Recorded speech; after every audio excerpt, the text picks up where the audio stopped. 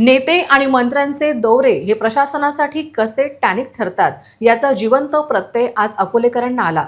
रोज सामान्य जनतेला त्रस्त करणाऱ्या अवैध प्रवासी वाहतुकीचा गाशा आज पोलिसांनी अवघ्या काही तासातच गुंडाळायला लावला। कारण काय तर आज राज्याचे परिवहन मंत्री अकोला दौऱ्यावर येत आहेत। मंत्र्यांचा दरारा आणि धास्तीमुळे रोज सुस्त असणारे वाहतूक पोलीस आणि रामदासपेठ पोलीस अचानक प्रचंड सक्रिय झाल्याचे पाहायला मिळाले। टावर चौकातून रोज शेकडो अवैध खासगी वाहने प्रवाशांची ने-आण करतात।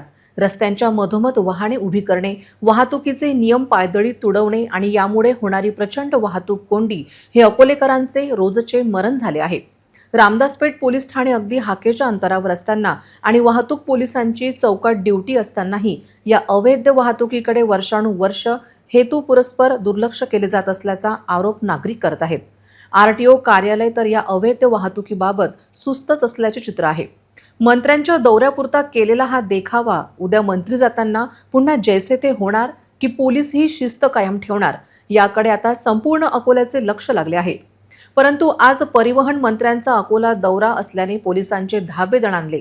मंत्र्यांच्या ताफ्याला कुठेही अवैध वाहने दिसू नयेत आणि आपली बदनामी होऊ नये यासाठी सकाळीच रामदासपेठ पोलीस आणि ट्रॅफिक पोलिसांनी टॉवर चौकात धडक मोहीम राबवली।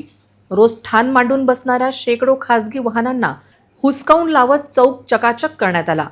केवळ आम्ही सांगत नाही तर मंत्री येणार आहे म्हणून ट्रॅफिक पोलीस देखील हेच सांगत अवैध प्रवासी वाहनांना हटवित आहेत। परिवहन मंत्री येऊ राहिला, गाड्या टोटल काढावी।